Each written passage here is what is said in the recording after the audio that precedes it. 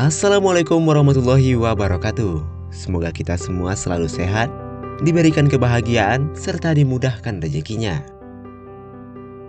Kali ini Mimin akan menceritakan sebuah film yang diangkat dari kisah nyata berlatar pada tahun 1841, di mana pada saat itu perbudakan dan rasialisme merupakan dua hal paling menyedihkan dalam sejarah umat manusia.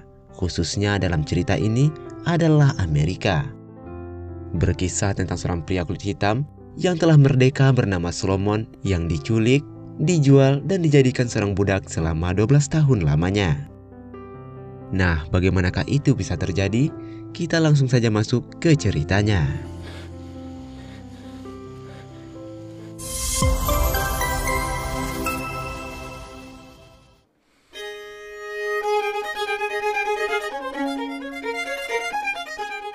Cerita ini dimulai di sebuah pesta.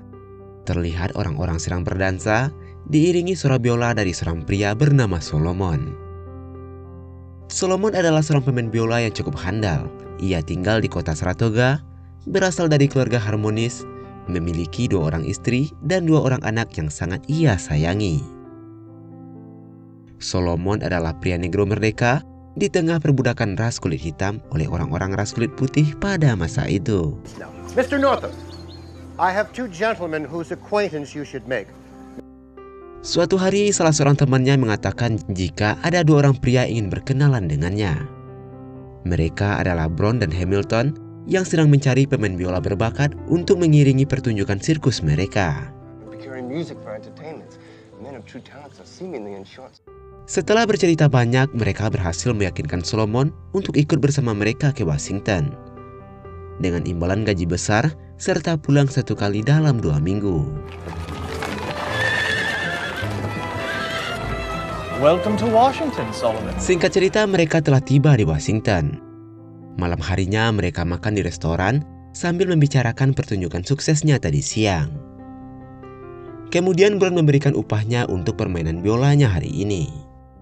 Sambil berbincang, mereka terus mencekoki Solomon dengan minuman sehingga membuatnya mabuk dan tak sadarkan diri.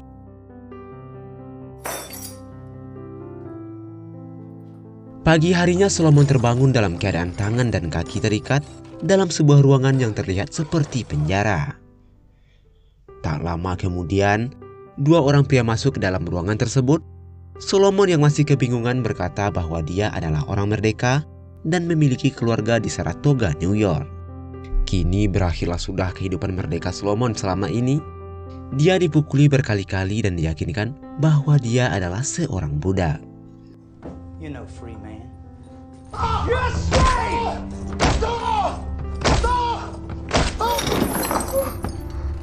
Setelah puas, pria itu pun pergi dari sana.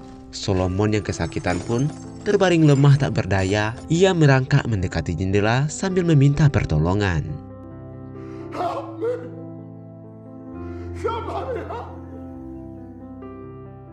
Keesokan harinya salah seorang pria menyuruhnya untuk mengganti pakaiannya. Solomon pun segera mengganti pakaiannya dan pria tersebut mengambil baju yang sebelumnya ia pakai. Saat mandi, Solomon disuruh membersihkan anak kecil berkulit hitam yang baru saja dibawa ke sana. Anak itu terus menanyakan di mana keberadaan ibunya sambil terus-menerus memanggil-manggil ibunya. Solomon menenangkan anak tersebut dan berkata bahwa ibunya pasti akan datang. Lalu salah seorang budak yang berada di sana mengatakan bahwa sepertinya mereka akan dibawa ke pusat perbudakan di selatan. Tak lama kemudian ibu dan saudara perempuan anak tadi pun dimasukkan ke dalam sel tersebut. Mama, are you alright? Keesokan harinya mereka semua diseludupkan menggunakan gerobak menuju pelabuhan lalu menaiki sebuah kapal. Salah seorang di sana berkata, jika ingin tetap hidup, tetaplah diam dan jangan mengatakan siapa dirimu sebenarnya. Karena mengingkari nasib hanya akan memperburuk keadaan. Singkat cerita, kapal itu berlabuh dan mereka pun dikumpulkan di pinggir dermaga sebelum dibawa ke rumah penjualan. Di kota baru ini, Solomon telah resmi menjadi seorang budak dan namanya pun diganti menjadi Blade. Di sana mereka diperjualbelikan layaknya memperjualbelikan seekor binatang. Kemudian seorang calon pembeli bernama Tuan Ford tertarik untuk membeli Solomon dan seorang budak perempuan bernama Eliza. Akan tetapi seorang pembeli lain telah lebih dulu membeli anak laki-lakinya dan si penjual menawarkan harga yang sangat tinggi untuk anak perempuannya. Sehingga Tuan Ford mengurungkan niatnya untuk membeli gadis tersebut. Alhasil Eliza mengamuk dan menangis sejadi-jadinya. Please, sir, do not divide my family. Do not take me unless you take me. Please, sir, do not divide my family. Do not take me unless you take me. Please,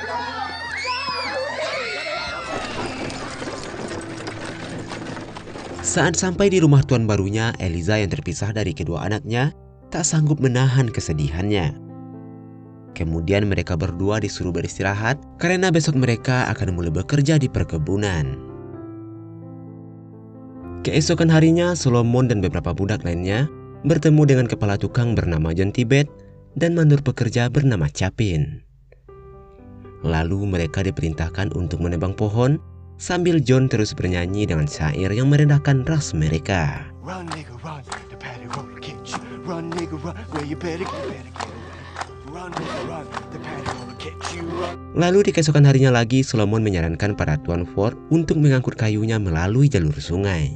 Karena menurutnya, hal tersebut dapat menghemat waktu, tenaga, dan juga biaya. Several miles by water, fewer than land. It occurs to Engineers have schemed similarly. The passes are too tight. Pendapatnya tersebut ditentang keras oleh John.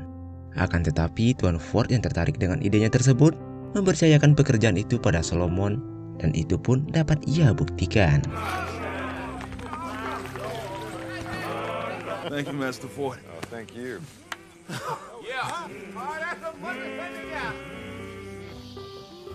Kemudian di rumah, Tuan Ford memberikannya hadiah sebuah biola sebagai ucapan terima kasih.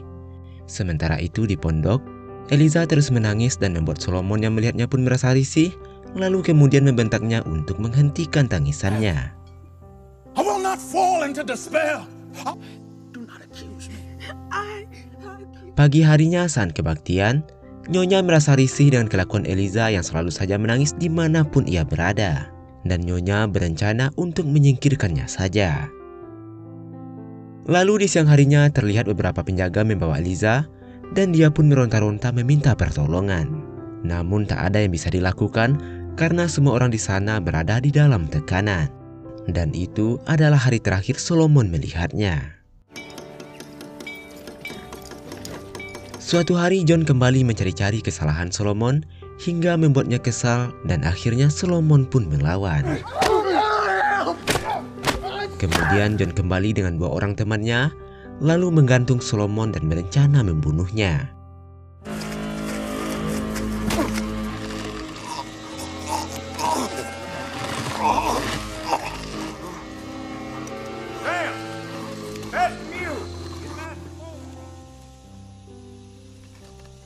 Tak ada satupun orang yang berani melepaskan ikatan Solomon. Dan dia tergantung selama berjam-jam sambil mempertahankan kakinya agar tetap menyentuh tanah. Hingga akhirnya Tuan Ford datang dan menyelamatkannya. Tuan Ford menyadari bahwa Solomon sudah tidak aman bekerja dengannya. Ia pun memutuskan untuk menjualnya pada seorang pria bernama Edwin. Keesokan harinya Solomon pun sudah berada di kediaman Tuan Edwin dan mendapat pengarahan tentang peraturan yang berlaku di perkebunan tersebut. Di hari berikutnya, Solomon beserta budak lainnya bekerja mengambil kapas. Di sana mereka semua bekerja di bawah pengawasan sang mandor yang selalu mencambuki mereka bila terlihat lamban. Setelah bekerja, mereka akan dikumpulkan di suatu tempat untuk menghitung banyaknya kapas yang berhasil dipanen. Dan bagi mereka yang timbangannya kurang akan dihukum cambuk. Di sana ada seorang budak bernama Betsy yang merupakan budak kebanggaan Tuan Edwin. Karena setiap hari, kapas yang dia kumpulkan selalu lebih dari 500 pon atau setara dengan 226 kilo. Tetapi dimanjakan tuannya akan menjadi bencana besar bagi Betsy. Karena Nyonya Epps, istrinya Tuan Edwin, mulai merasa cemburu. Malam harinya ketika semuanya siap-siap untuk tidur, seseorang membangunkan mereka. Katanya malam ini akan diadakan pesta dansa. Solomon disuruh untuk membawa biolanya.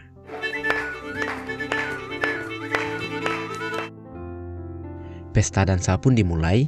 Solomon mulai memainkan biolanya, tapi tampaknya budak-budak tak berdansa dengan gembira kecuali seorang budak bernama Patsy.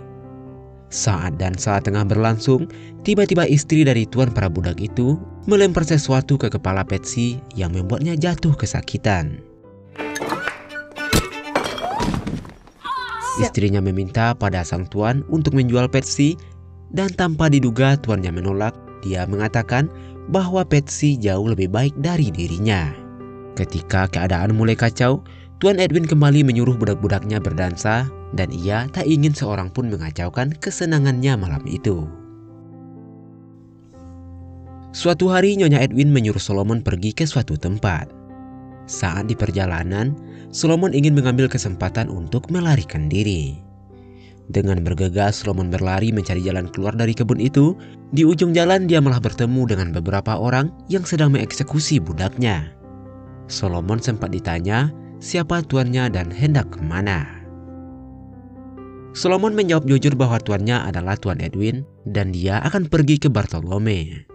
Beruntungnya orang itu percaya dan melepaskannya. Dia memperingati Solomon untuk pergi ke tempat yang disuruh tuannya. Dengan ketakutan Solomon mengiyakannya. Sambil melangkah pergi, dia melihat budak yang dieksekusi mati dengan cara digantung. Melihat hal tersebut, Solomon mengurungkan niatnya. Dia segera menuruti apa yang diperintahkan Nyonya Edwin padanya. Suatu hari Solomon tampak berlari terbirit-birit. Dia pergi untuk menjemput Patsy di kediaman Nyonya Shaw. Akan tetapi Nyonya Shaw tidak langsung membiarkan Patsy pergi. Dia malah menyuruh Solomon untuk duduk minum teh terlebih dahulu. Saat pulang ketika Patsy dipanggil oleh Tuan Edwin, Solomon berbisik untuk jangan menghiraukannya. Tapi Tuan Edwin yang mengetahui hal tersebut pun mengamuk dan berniat membunuh Solomon. Mereka kejar-kejaran hingga akhirnya Nyonya Edwin keluar dari rumah. Solomon memberitahukan bahwa dia hanya menjalankan tugas dari tuannya. Nyonya Edwin yang sedari dulu telah cemburu pada Patsy menyalahkan suaminya. Malam itu acara dansa kembali digelar. Semua menari untuk menghibur Tuan Edwin, hingga tiba-tiba saja Nyonya Edwin datang memberhentikan acara tersebut. Dia ingin membagikan kue pada para budaknya kecuali Patsy. Bahkan Nyonya Edwin pun mengatakan bahwa Patsy telah menghinanya. Akan tetapi Tuan Edwin tidak mau mendengar perkataan istrinya. Nyonya Edwin yang begitu kesal, entah untuk keberapa kalinya, beradu mulut dengan Tuan Edwin.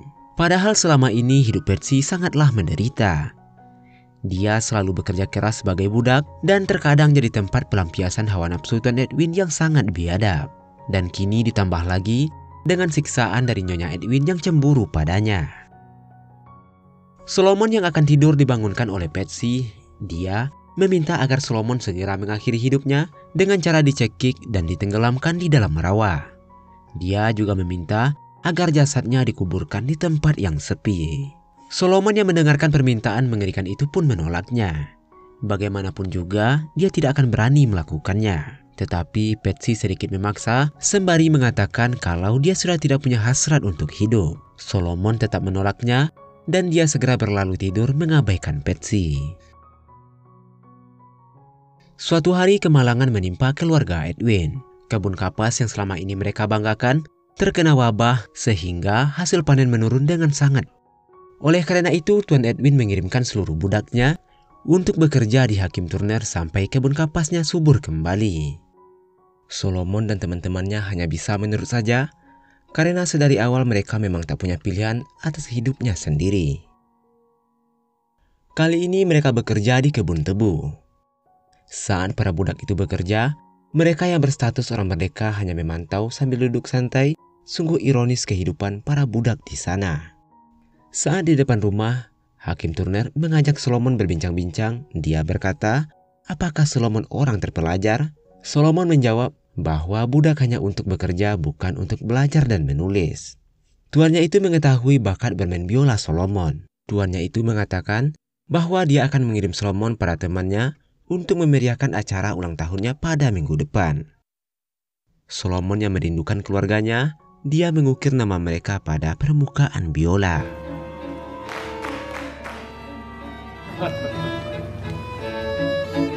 Acara pun dimulai. Semuanya tampak sedang berdansa ria mengikuti lantunan biola Solomon. Tapi tampaknya Solomon tidak sebahagia mereka yang sedang berdansa. Singkat cerita, wabah kebun kapas pun telah berakhir. Kini para budak telah kembali ke kediaman Tuan Edwin dan bekerja keras seperti biasanya.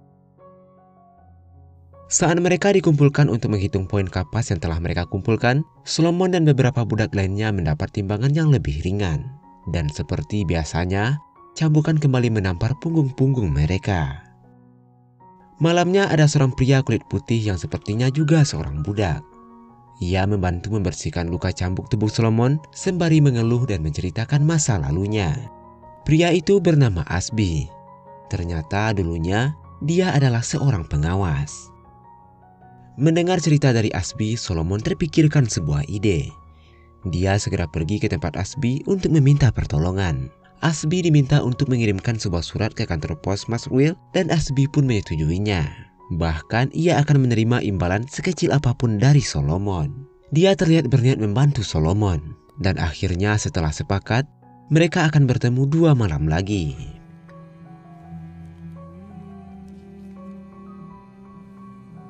Di tengah kebun yang hanya diterangi oleh sebuah lilin, Solomon mulai menulis surat dengan peralatan seadanya. Tapi ternyata Solomon benar-benar tidak beruntung. Malam itu juga Tuan Edwin datang menemuinya. Dia mengajak Solomon pergi sambil berkata bahwa dia tahu bahwa Solomon berniat mengirimkan sebuah surat. Solomon merasa ketakutan yang ternyata Asbilah yang telah menceritakan pada Tuan Edwin. Solomon sempat membela diri dengan mengatakan bahwa Asbi hanyalah seorang pemabuk. Dia mengarang cerita seakan-akan para budak ingin melarikan diri agar Tuan Edwin kembali mempekerjakannya sebagai seorang pengawas. Mendengar ucapan Solomon, Tuan Edwin pergi meninggalkannya. Dengan mata berkaca-kaca, Solomon membakar surat yang telah ditulisnya dan kini dia telah hampir putus asa. Keesokan harinya seperti biasa para budak kembali bekerja di kebun kapas. Tiba-tiba seorang budak terjatuh karena kelelahan. Akan tetapi dia terus dipaksa bangun untuk bekerja, bahkan sampai disiram air. Dan ternyata budak itu telah tewas dan kemudian dikuburkan. Solomon kembali bekerja. Bas, salah satu teman Tuan Edwin, berkata bahwa dia harus mengasihi para budaknya. Ia juga mengatakan orang kulit hitam maupun putih tidak ada bedanya, hukum pasti akan berubah. Tak lama ketika para budak perempuan sedang berjemur pakaian, mereka mendengar Tuan Edwin berteriak marah. Dia memanggil-manggil nama Patsy, menanyai satu persatu budaknya dengan kasar, akan tetapi tak satu pun di antara mereka mengetahui keberadaan Patsy. Ketika Patsy pulang, Tuan Edwin segera menanyakan dari mana saja dia pergi. Patsy sempat berbohong dan mengatakan bahwa dia pergi ke koloni untuk berdoa. Tapi Tuan Edwin yang curiga tetap saja menanyainya dengan kasar. Melihat perlakuan kasar tuannya, Solomon ingin membantu Patsy. Tamparan Tuan Edwin berhasil mengenai pipi Solomon. Barulah Patsy mengakui bahwa dia baru saja kembali dari kebun Nyonya Shaw. Sambil menangis, Patsy menunjukkan secuil sabun. Dia mengatakan kalau dia hanya pergi untuk meminta sabun pada Nyonya Shaw karena Nyonya Edwin tak pernah memberikannya.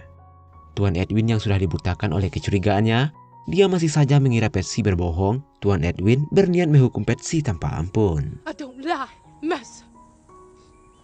Run, fetch some line. Come here. Give her the whip. Give it all to her. Strike her, Black. Strike her. He pantomime. There's barely a welt on him. Tapi Nyonya Edwin merasa bahwa Solomon tak benar-benar mencambukinya. Tuan Edwin yang merasa kesal mengancam Solomon dengan mengacukan pistol, hingga akhirnya Solomon mencambuki Patsy dengan kuat hingga membuat punggungnya terluka.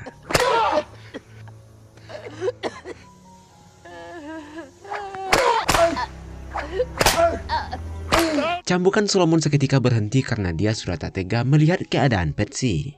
Lalu Tuan Edwin mengambil paksa cambukan dari tangan Solomon.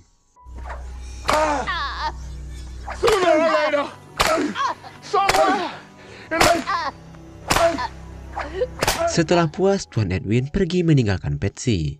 Dengan rasa iba, Solomon melepas ikatan Patsy yang terus menangis kesakitan. Luka Patsy dibersihkan oleh beberapa budak perempuan Tuan Edwin.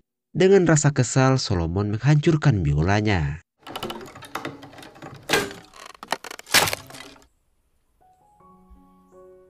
Ketika Solomon kembali bekerja, dia berbincang dengan Buzz, lalu Buzz bertanya tentang masa lalu Solomon. Awalnya Solomon takut untuk memberitahunya, akan tetapi Buzz berhasil meyakinkannya. Buzz adalah orang yang meyakini adanya keadilan di dunia ini. Solomon pun memberitahukan semuanya, hingga Buzz pun terkesan dengan kisah hidup Solomon. Pada akhirnya Solomon meminta pertolongan Buzz untuk menuliskan sebuah surat untuk temannya di utara. Dia ingin kembali berkumpul bersama istri dan anak-anaknya. Walaupun permintaan itu terasa berat dan sangat beresiko, Buzz berjanji akan mengirimkan surat tersebut. Diterik cuaca yang sangat panas di hari itu, Solomon bekerja seperti biasanya di kebun Tuan Edwin. Hingga tak lama kemudian, datang seseorang memakai jas dan topi hitam memanggilnya. Ternyata dia adalah seorang sheriff. Dia menanyakan tentang nama asli Solomon, keluarga, dan kehidupan masa lalunya. Ternyata Buzz benar-benar mengirimkan suratnya ke utara. Solomon segera menceritakan semua kisah masa lalunya. Tuan Edwin berusaha menentang dan berkata bahwa Solomon adalah budaknya. Tell me of your family. Platt. I have a wife, 2 children. Have you any other name than Platt? Solomon Northup is my name. Kemudian dia bertemu dengan sahabat lamanya yang menjemputnya, yaitu Tuan Parker. Tuan Edwin masih berusaha menentangnya, tapi Parker mengancam bahwa dia bisa saja membawa kasus ini ke pengadilan. Tuan Edwin yang kesal mengancam Solomon bahwa dia akan menerima 200 cambukan saat senja. Tapi ancaman itu hanya terdengar seperti omong kosong belaka, karena kini Solomon telah ditemukan dan kembali menjadi orang yang merdeka. Saat Solomon hendak menaiki delman, ia dipanggil oleh Patsy. Lalu mereka berpelukan untuk terakhir kalinya. Dengan berat hati, Solomon pun terpaksa meninggalkan Patsy.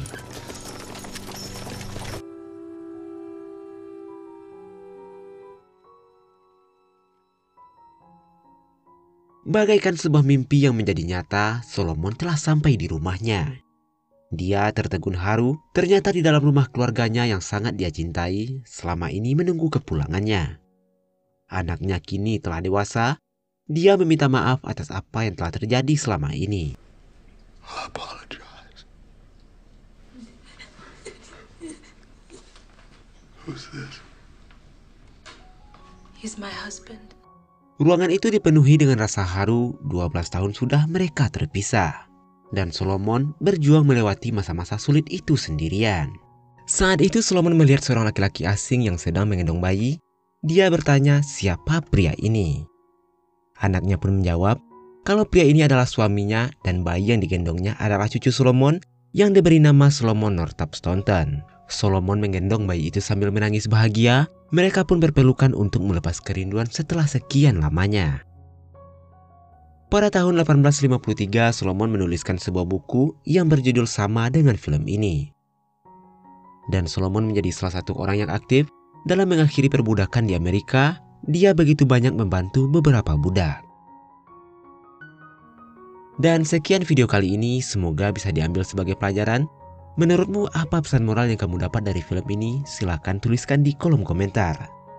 Akhir kata Mimin ucapkan terima kasih. Jaga terus kesehatanmu dan wassalamualaikum warahmatullahi wabarakatuh.